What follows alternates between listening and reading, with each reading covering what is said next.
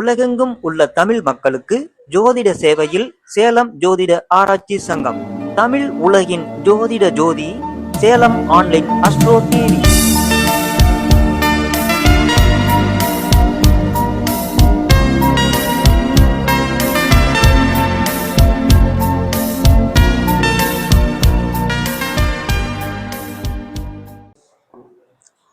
அன்பர்கள் நண்பர்கள் அனைவருக்கும் வணக்கம்.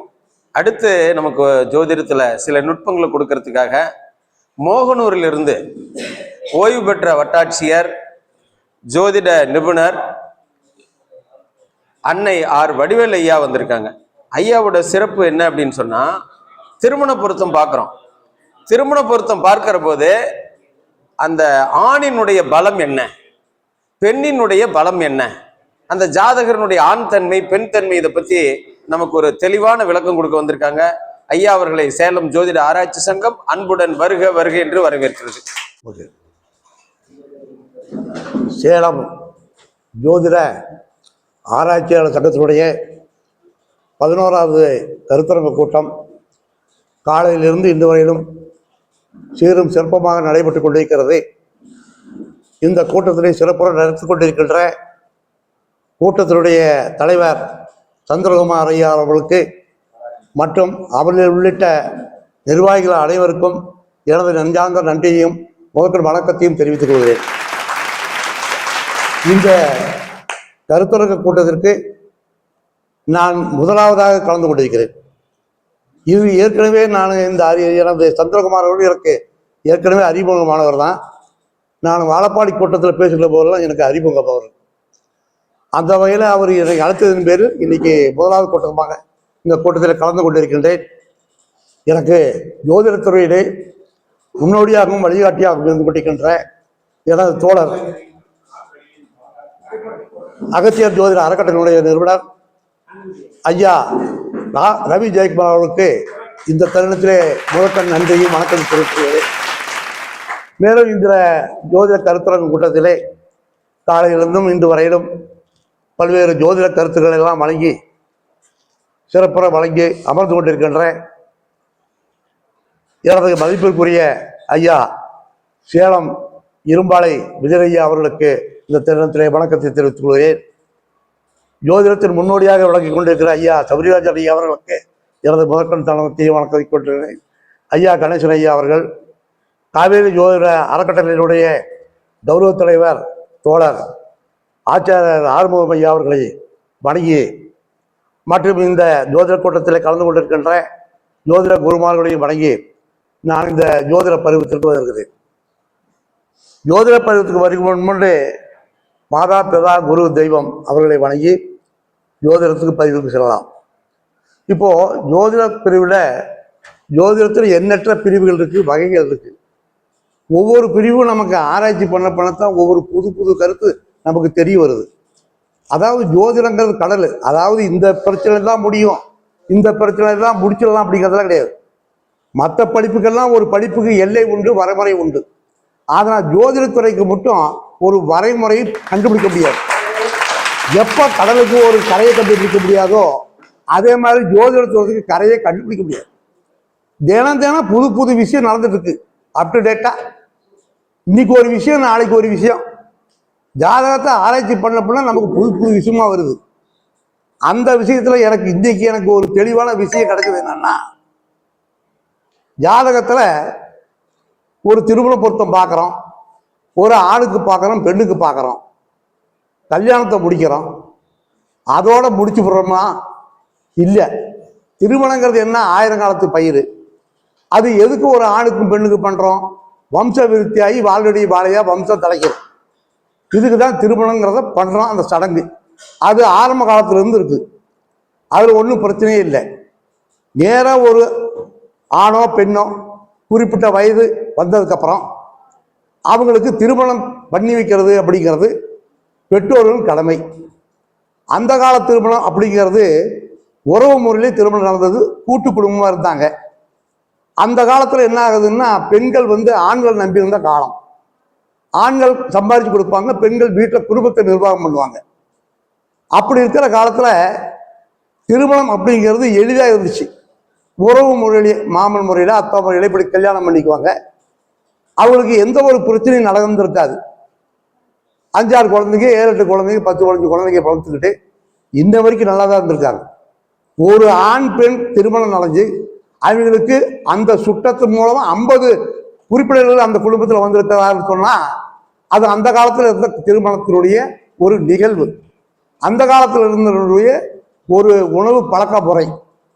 ஆனா அது இப்ப பார்த்து வர நவீன இந்த கலியுகத்துல ஜோதிடத்துல நாகரிகம் வளர உணவு கட்டுப்பாடுகள் மாற என்ன ஆகுது அப்படின்னம்னா, அது திருமணம் அப்படிங்கிறது நாம ஒரு தலை புரண்டு போன மாதிரி தெரியுது. பெற்றோர்கள் பார்த்து திருமணம் செஞ்சு வைக்கிற அளவுக்கு இவங்க முன்னே நிக்கிறது இல்லை. அதே அளவுல இவங்க காதலிச்சு கல்யாணம் பண்ணோம்னா அது நமக்கு ஒத்து வருமா? குடும்பத்துல பெற்றோர்கள் சம்மதிப்பாங்களா? இல்லை கணவர் வீட்லேயோ மனைவி வீட்லேயோ அதை நம்ம ஏற்றுவாங்களா? அப்படிங்கிறது அந்த காதல் பிரச்சனைகள் வருது. அதே மாதிரி பெற்றோர்கள் பார்த்து திருமணம் பண்றதுல நமக்கு ஒரு நல்ல கணவரை அவங்க அமைச்சு கொடுப்பாங்களா? இல்லை நமக்கு ஒரு நல்ல மனைவியை அமைச்சு கொடுப்பாங்களா? இதை நமக்கு ஒரு பழக்கம் நமக்கு வந்துருமா?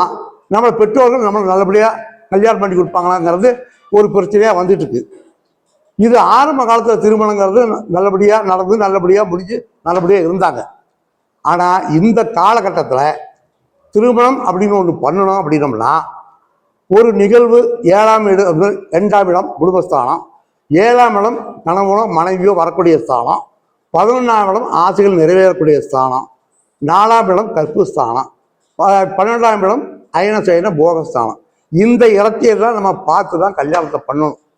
நம்ம ஏனோ தாடான்னு போய் கல்யாணத்தை பண்ணோம்னா இப்போ இருக்கிற செட்டுக்கு அது செட் ஆகாது. நம்ம ஏனோ தாடான்னு போட்டு இந்த 2ஆம் இடம் 7ஆம் இடம் அப்படி நல்லா இருக்கிறாங்க 10 பொருத்தத்தை பார்த்தாச்சு நல்லா இருக்கிறாங்கன்னு முடிவு பண்ணணும் அப்படின்னோம்னா இது ரிசப்ஷனுக்கு வரைக்கும் தாங்க மாட்டேங்குது, 1 மாதத்துல தாங்க மாட்டேங்குது, 2 மாதத்துல தாங்க மாட்டேங்குது. ஏன்னு உள்ள போய் ஆராய்ச்சி பண்ணதான் நமக்கு ஒரு புது விஷயம் கிடைக்குது. எதான்னா எல்லாம் அவசரமா கல்யாணம். இப்ப என்னன்னா ஜாதகத்தை ஆராய்ச்சி பண்ணியே விட மாட்டேங்கிறாங்க. பொருத்தமாக வர்ற பெற்றோர்கள் என்ன சொல்றாங்க, நான் மாப்பிள்ளையை பார்த்துட்டேன், நாங்க பொண்ணை பார்த்துட்டோம், எங்களுக்கு பொண்ணு பிடிச்சி போச்சு, எனக்கு மாப்பிள்ளை பிடிச்சி போச்சு, எங்க ஸ்டேட்டஸ்க்கு அது ஒத்து வருது, அதனால நீங்க இதில் ரஜ்ஜு பொறுத்தது தான் பாரு, இல்லை யோனி பொறுத்தது தான் மட்டும் பார்த்து சொல்லுங்க, எனக்கு ஒரு தேதி மட்டும் குறிச்சு கொடுங்க, நல்ல தேதியா அப்படிங்கிற அளவுக்கு தான் இப்போ போகுது. அந்த காலத்துல 10 பொருத்தத்தை பார்த்தாங்க, நல்லா இருந்தாங்க. அதுக்கப்புறம் 10 பொருத்தம் போய் 5 பொருத்தம் வந்துச்சு. அதுக்கப்புறம் 2 போய் 3 வந்து பொட்டு 1 வந்துச்சு. ரஜ்ஜு பொருத்தம் மட்டும் நல்லா இருந்தான். யோனி பொருத்தம்லாம் பார்க்கணும், அதெல்லாம் இதெல்லாம் கரெக்டாக இருக்கு, அதெல்லாம் ஒன்றும் வேணாங்க. நாலு நல்லா ஒரு நாளை பார்த்து குறிச்சு கொடுத்தாங்கிற அளவுக்கு ஐயா சொன்ன மாதிரி அந்த அளவுக்கு ஃபாஸ்டா போயிட்டாங்க. அந்த அளவுக்கு ஃபாஸ்டா போய் ஒரு திருமணத்தை பண்ணணும் அப்படின்னோம்னா கணவன் மனைவியினுடைய உறவு ஃபாஸ்டா போயிடுது. அது என்ன பண்ணுதுன்னா எந்த வேகத்தில் திருமணம் நடக்குதோ அதே வேகத்தில் பிரிவு வந்துடுது. அது ஏன் இப்படி பிரிவு வருது? ஏன் அது பெற்றோர்கள் பார்த்த தவறா, இல்லை நம்ம ஜோதிடத்துல சரியா பார்க்காத தவறா? ஆனால் பெரும்பாலும் பெற்றோர்கள் பண்ண தவறு தான் எனக்கு தெரிஞ்ச வரைக்கும். அதாவது ஜோதிடத்துல திருமணம் பொறுத்த பார்க்கறதுக்கு ஒரு டைம் கொடுக்கணும். ஒரு திருமணத்தை செட் பண்ணோம்னா அது 1000 காலத்து பயிர். அதை எப்படி பார்க்கணும்னா கிட்டத்தட்ட ஒரு மணி நேரம் 2 மணி நேரம் பார்க்கலாம். இன்னைக்கு ஜாதகத்தை கொடுத்து நாளைக்கு கூட பார்க்கலாங்க. ஒவ்வொரு பிரச்சனையா பார்க்கணுங்க. 1ஆம் பாவம் பார்க்கலாம், 2ஆம் பாவம் பார்க்கணும், 7ஆம் பாவம் பார்க்கணும், 5ஆம் பாவம் பார்க்கணும், 12ஆம் பாவம் பார்க்கணும். ஏதோ ஒன்று அனுபவிக்கிறதுக்கு முன்னாடி லக்ன பாவம் நல்லா இருக்கணும், லக்னாதிபதி நல்லா இருக்கணும். இது 2 நல்லா இருந்தால் தான் அவன் எதை ஒன்று அனுபவிக்க முடியும். லக்னமும் நல்லா இல்லை, 2ஆம் இடமும் நல்லா இல்லை, 7ஆம் இடமும் நல்லா இல்லை. ஒருத்தருக்கு வச்சுக்கிட்டோம்னா அதுக்கு திருமணத்தை பொறுத்த நான் நேர காலத்தை பார்த்து ரஜ்ஜையை பார்த்து கல்யாணம் பண்ணோம்னா அந்த திருமணம் எப்படி நிற்கி? இந்த அமைப்பு பெண் வீட்டுக்கும் பார்க்கணும்ல, அந்த பெண் ஜாதத்திலையும் பார்க்கணும், ஆண் ஜாதத்திலையும் பார்க்கணும். அந்த அளவுக்கு யாரும் அதை விடுறது இல்லை. சரி, எப்படியோ ஒன்று பொருத்தம் பார்த்துறாங்க, கல்யாணம் பண்ணிடுறாங்க.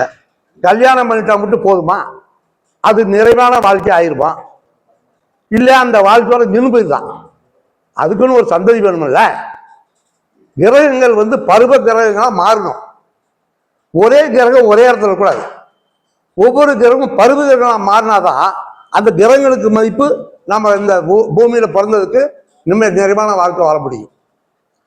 இப்ப குழந்தையா இருக்கும்போது குரு கிரகம் ஆணுக்கும் அதே தான், பெண்ணுக்கு அதுதான். புரியுதா? குரு 2 பேரும் ஆணும் பெண்ணும் குழந்தையா இருந்தா அது குருனுடைய கான்செப்ட்ல இருக்கும். குரு குழந்தை, அவ்வளவுதான். அது சிறு வயது முழுக்க படிக்கிற பள்ளி பருவத்தில் போனாங்க அப்படின்னம்னா அது புதனுடைய கான்செப்டுக்கு வந்துடுது. பள்ளி பருவம் புதனுடைய கான்செப்ட். வயது 20, 22 படிச்சாங்க, ஒரு வேலைக்கு போறாங்கன்னு வைங்க. அதுக்கப்புறம் அப்படியே விட்டுறக்கூடாது. அதுக்கப்புறம் கிரகங்கள் மாறணும். அப்போ அந்த 2 பேர்த்துக்கு என்ன வரணும் அப்படின்னா, சுக்கிரன் உள்ள வரணும், அங்க செவ்வாய் உள்ள வரணும். ஆணுக்கு சுக்கிரன் வரணும், பெண்ணுக்கு செவ்வாய் வரணும். இப்படியே பெண்ணுக்கு ஆணுக்கு செவ்வாய் சுக்கிரன் வந்துட்டா மட்டும் போதுமா? அது அதோட நிறுத்திடலாமா அப்படின்னா அதுவும் கூடாது.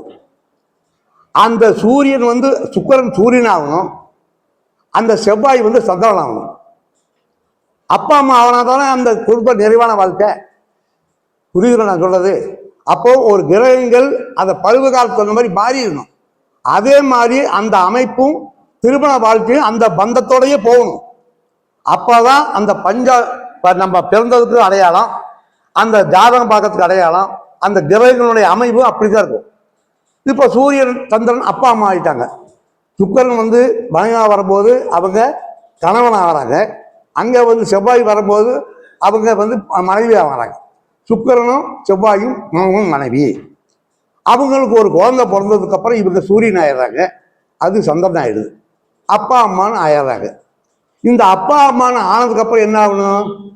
தாத்தா பாட்டி ஆகணும். இவங்க ராகு ஆகணும், கேது ஆகணும். இவன் அப்பனை பார்த்தா பாட்டன் ஆகணும், அது அம்மாவை பார்த்தா பாட்டி ஆகணும். இப்படி ஆகும்போது வயசு என்ன ஆகுதுன்னா, இந்த கிரகத்துக்கும் அந்த வயசுக்கும் கிட்டத்தட்ட ஒரு 70-80 வந்துடும். அதுக்கப்புறம் சனியுடைய கான்செப்டுக்கு வந்துடுவாங்க. வயோதிகம் கம்மன் சிவனையில மூற்ற பொண்டாட்டு பிள்ளைகளை பார்த்துக்கிட்டு வேற பிள்ளைகளை பார்த்து நம்ம நிம்மதியாக குழப்பம். இந்த அமைப்பு இருந்தாதான் திருமணங்கிற பண்ற அமைப்புக்கு போகும். அதுதான் திருமணத்தை நம்ம நடைச்செவிக்கிறதுக்கு நமக்கு ஒரு நல்லது. திருமணம் பண்ணிக்கிட்டவங்க ஆணாவும் பெண்ணாவும் குடும்பம் நம்புறதுக்கு பக்குவம். ஆனா இது இந்த அளவுக்கு சூரியன் வரைக்கும் கடமை செவ்வாயின் வர மாட்டேங்கிறாங்க, செவ்வாயும் சுக்கரன் கூட சேர மாட்டேங்கிறாங்க. திருமணமே சில பேருக்கு நடக்கவும் மாட்டேங்குது. குரு குருவாவே இருக்கிறாரு, புதன் புதமானவே இருக்காரு, சுக்கரனுடைய சேரதே பெருசா இருக்குது. அப்படியே சேர்ந்தாலும் சூரியன் சந்திரன் வரமாட்டேங்குது. அதுக்கு 1008 வைத்தியம் போக்குவரத்து பண்ண என்ன? அது ஏன்னா இது கல்யாணமாகி 5 வருஷம் ஆகுது, 6 வருஷம் ஆகுது, 7 வருஷம் ஆகுது. இப்படி இருந்தா பக்கத்து வீட்டில் அக்கம் பக்கம் நம்மளை கம்மன் விடுவாங்க. கேட்க என்ன பையனு கல்யாணம் பண்ணி வருஷம் போனாச்சுன்னு உடனே காணும். மரும வயிற்றுல புழு பூச்சி விட்டாவுலையா, என்ன பண்ணுறீங்க ஏது பண்ணுறீங்க, ஏன் இவ்வளோ நாள் ஆகுது அப்படின்னு கேட்க ஆரம்பிச்சிடுவாங்க. நம்மளை ஓரளவுக்கு நிம்மதியாக போனாலும் இருக்க மாட்டாங்க. நம்ம கம்மன் இருந்தாலும் வாய் கம்மன் இருக்காது அவங்களுக்கு, எதையாவது ஒன்று கலகிக்கிட்டே இருப்பாங்க. சரி, இப்போ அப்போல்லாம் நம்ம உணவு பழக்கம் நல்லா இருந்தது, தைரியம் இருந்தது, தெம்பு இருந்தது, வீரியம் இருந்தது, பிரச்சனை இல்லை. ஆனால் இப்போ பழக்கத்தை மாறினால இந்த தைரியம் வீரியம் குறைஞ்சி போய் ஜாதகத்தில் பார்க்க வேண்டிய சூழ்நிலை வந்துடுது. அப்போ என்ன பண்ணணும் தைரியம் வீரியம் அப்படின்னம்னா, தைரியங்கிறது 3வது ஸ்தானம், போகஸ்தானங்கிறது 12ஆம் இடம். இந்த 3, 12 நல்லா இருக்குதா அப்படின்னு பார்த்தாதான் அந்த தாம்பத்திய சுகம் நல்லா இருக்கும். இப்போ இந்த ஜாதகத்தில் நம்ம பார்க்க வேண்டியது என்னன்னா காமத்திரிகோணம். காமத்திரிகோணம்னா 3, 7, 11. இந்த 3, 7, 11 தான் ராகு நடுநட்சத்திரமா இருக்கு. இந்த ராகு தான் போகக்காரகம், அதாவது காமியத்தை தூண்டுறது 2 பேர்த்துக்கு அதுதான். இந்த 3, 7, 11 நல்லா இருக்கணும். ராகு 2 பேர்த்து ஜாதகத்திலும் நல்லா இருக்கணும். 6, 8, 12க்கு போகக்கூடாது. அதே மாதிரி இந்த 3ஆம் அதிபதியோ 7ஆம் அதிபதியோ 11ஆம் அதிபதியோ 6, 8, 12 போகக்கூடாது. வக்கரம் பகை நீக்கமாகக்கூடாது.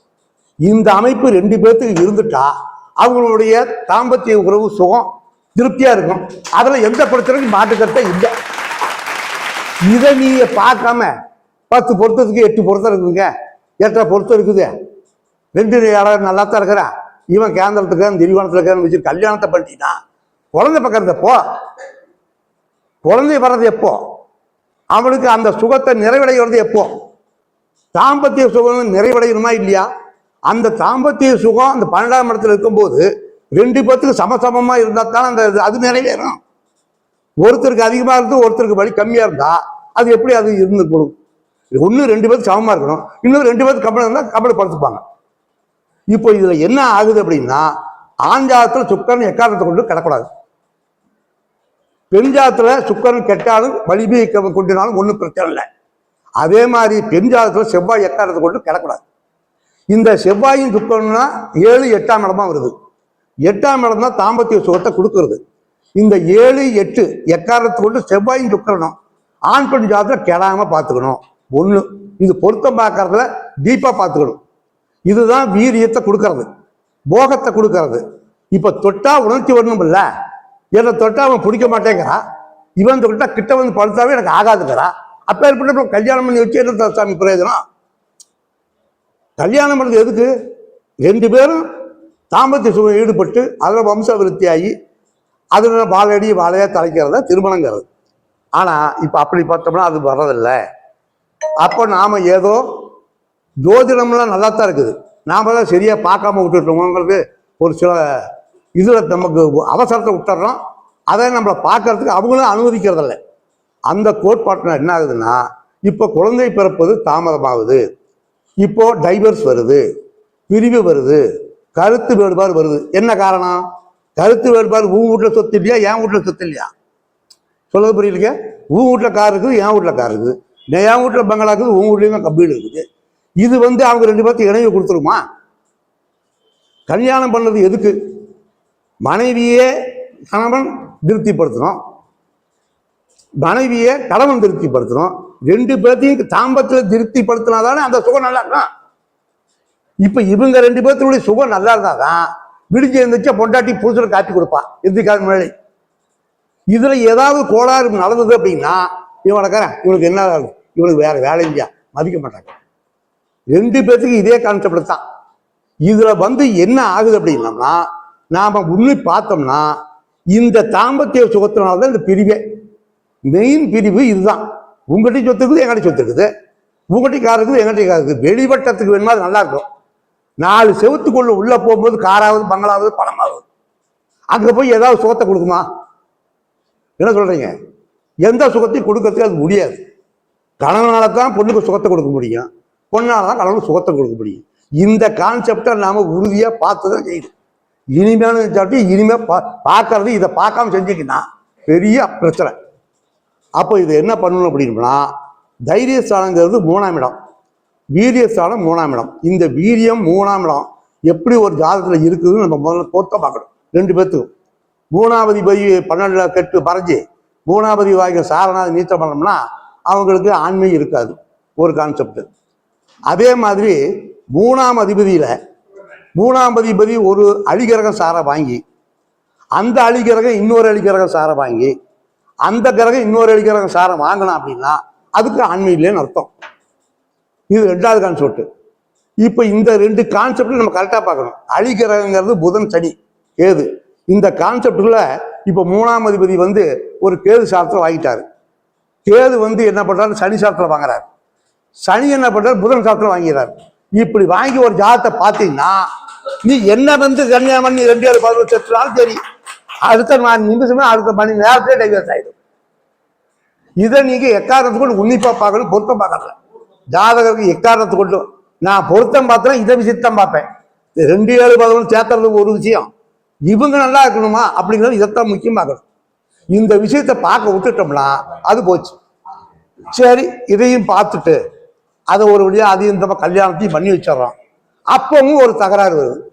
என்னடா மறுபடியும் இப்படியும் சேர்த்து வச்சோம், அப்படியும் சேர்த்து வச்சோம், ஆனால் மறுபடியும் குழந்தை இல்லையே, இதில் என்ன கோளாறு அப்படின்னு பார்த்தோம்னா, ஆண்மை பலத்தில் ஒரு பிரச்சனை, பெண்மை பலத்தில் ஒரு பிரச்சனை இருக்குது. அது என்ன பிரச்சனை அப்படின்னா, ஆண்மை பலம் அப்படிங்கிறது பீஜ பலம், பெண்மை பலம் அப்படிங்கிறது சேஸ்திர பலம் அப்படிங்கிற 2 கான்செப்ட் இருக்குது. இந்த 2 கான்செப்டை எப்படி பார்க்கணும் அப்படின்னோம்னா, ஆணுக்கு சூரியன் தந்தை, சுக்கிரன் மனைவி, குரு குழந்தை. இந்த 3னுடைய பாகை கலையை கூட்டணும். புரியுதுங்களா? இந்த 3 பாகை கலையை கூட்டி வந்த கலை ஆண் ராசியில இருக்கணும் ஆணுக்கு. மீதி இருக்கிற கலை நவாம்சத்துல ஆண் ராசியில் இருக்கணும். நவாம்சத்திலேயே ஆண் ராசியில இருந்து இந்த பாகை கலையும் ஆண் ராசியில இருந்தா அவனுக்கு பீஜ பலம் நல்லா இருக்குன்னு அர்த்தம். இப்படி இருக்கிறவன் கல்யாணம் பண்ணா அடுத்த வருஷம் குழந்தை பெற்றுவான். புரியுதுங்களா? இந்த கான்செப்ட்ல ஒருவேளை ஆண் ராசியில இருந்து அந்த மீதம் இருக்கிற பாகைக்கலை வந்து பெண் ராசியில போனா அது வைத்தியத்தின் மூலம் சரி பண்ணிக்கலாம். வைத்தியத்தின் மூலம் சரி பண்ணி அந்த வீரியத்தை கொண்டு வந்து தரலாம். ரெண்டுமே பெண் ராசிக்கு போச்சுன்னு வைங்க, அது என்ன வைத்தியம் பண்ணாலும் அது செட் ஆகாது. அவளுக்கு கல்யாணம் தான் நடக்குமே தவிர குழந்தைக்கு இல்லை. இதை வந்து நீங்க உன்னிப்பா கவனிக்கணும். பெண் ராசி ஆணுக்கு பீஜ பலம் பார்க்கும்போது பாகைக்கிளை வித்தியாசம் வந்து ஆண் ராசியிலையும் ஆண்டு தான் விழுகணும். ஆண் ராசியிலையும் பெண் ராசியில் கொடுத்துட்டாங்களோ தப்பு இல்லை. ரெண்டும் பெண் ராசியா போச்சுன்னா அது செக்கப்புக்கு போகணும், அது வைத்தியத்துக்கு போகணும். இல்லைன்னா அதுல என்ன கோளாறுன்னு பார்க்கணும். அப்படி இருந்து நீ கல்யாணம் பண்ணினா டெஸ்ட் டியூப் தான், இல்லை அடாப்ஷன் தான். ரெண்டே ரெண்டு கான்செப்ட் தான். இதை பார்த்துக்கிட்டு தான் நீ திருமணமே பண்ணி ஆகணும். இதுக்கு சம்பந்தம்னா கல்யாணம் பண்ணு, இல்லைன்னா கமல் விட்டுடுங்கிறேன். ஏன் போய் அந்த பிள்ளையை போட்டு நாசம் பண்ணிக்கிட்டு? இப்போ இதே இவளுக்கு பலமா இருக்குதுன்னு வைங்க, இப்போ அவளுக்கு பார்க்கணும், பெண்ணுக்கு பார்க்கணும்னு வைங்க. சந்திரன் தாய், செவ்வாய் கணவர்காரகன், குரு வந்து அதே குழந்தைக்காரன் தான். இந்த 3 பாகைக்கலையை கூட்டுங்க. 3 பாகைக்கலையும் கூட்டி பாகைக்கலை கரெக்டா வந்து ஆண் ராசியிலே வந்துட்டு அந்த மீதம் இருக்கிறது நவாம்சத்திலேயே பெண் ராசியில, இதுலயும் பெண் ராசியில வந்து அதுலயும் பெண் ராசியில வந்து அவளுக்கு சேஸ்திர பலம் நல்லா இருக்குதுன்னு அர்த்தம். கர்ப்பப்பை நல்லா இருக்கும், அது திருப்தி நடக்கும், எந்த பிரச்சனைக்கும் பதிவு வராது, அபாசன் ஆகாது.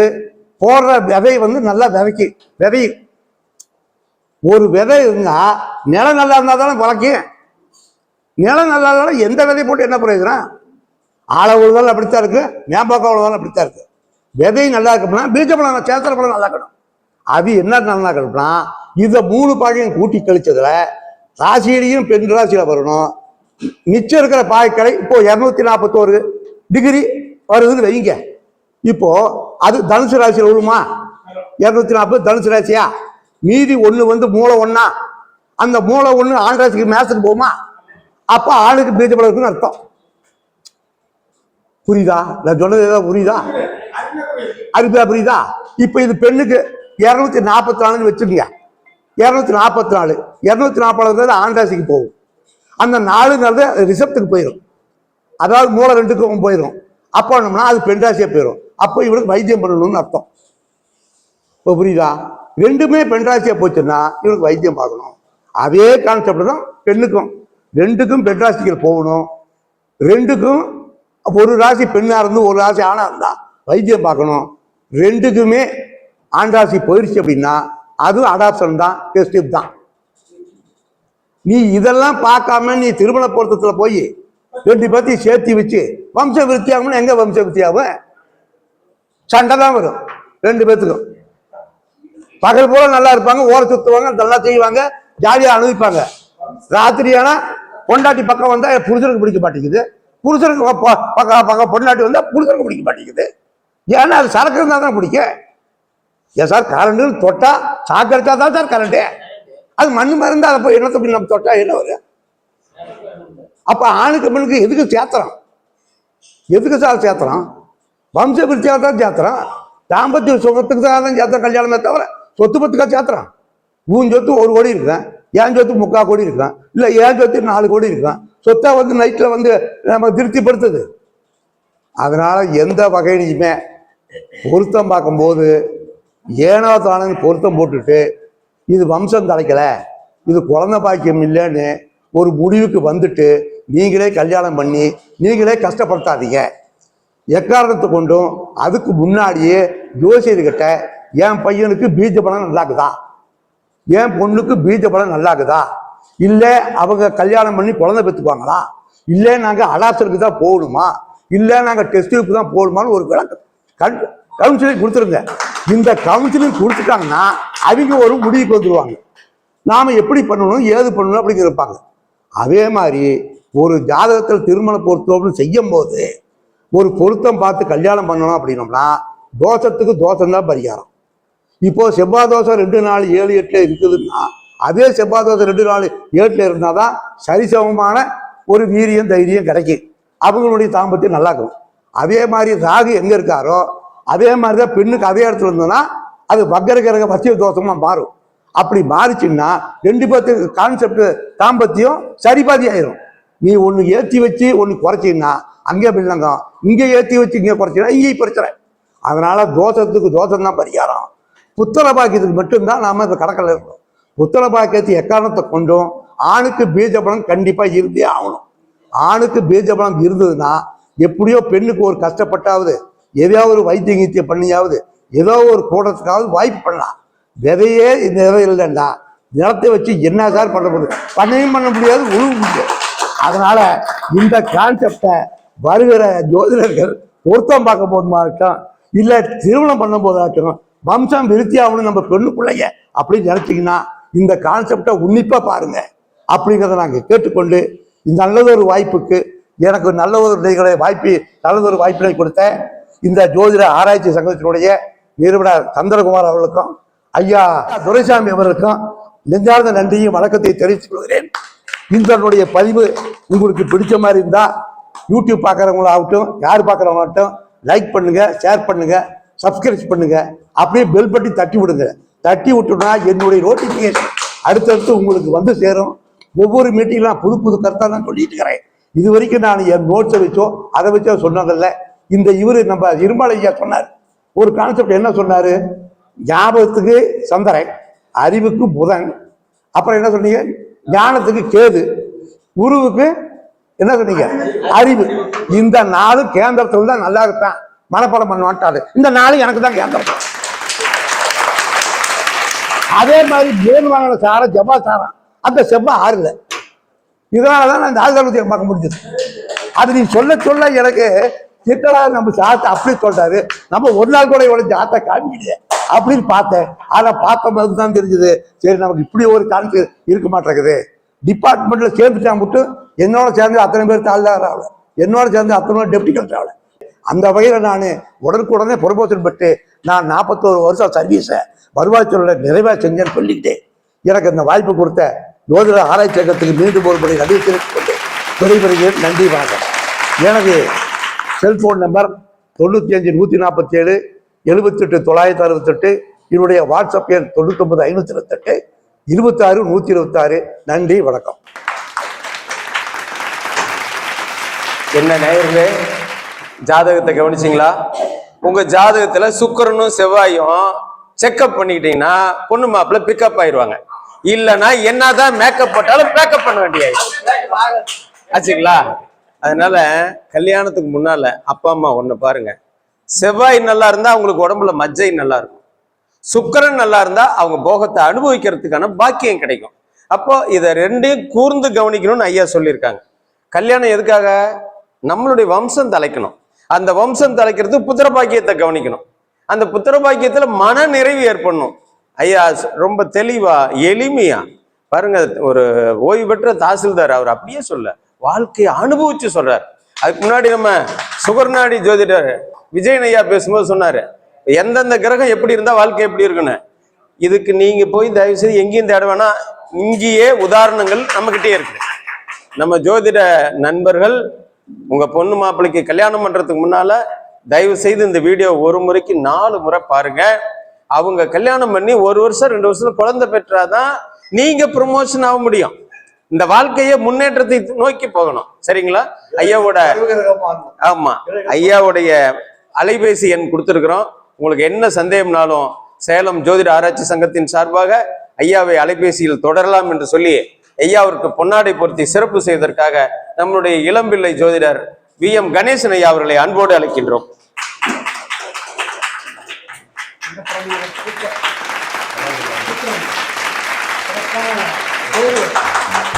அவர் சொன்னது பருவ ஜாதகம். நன்றி, நன்றிங்க ஐயா, இருவருக்கும் நன்றி.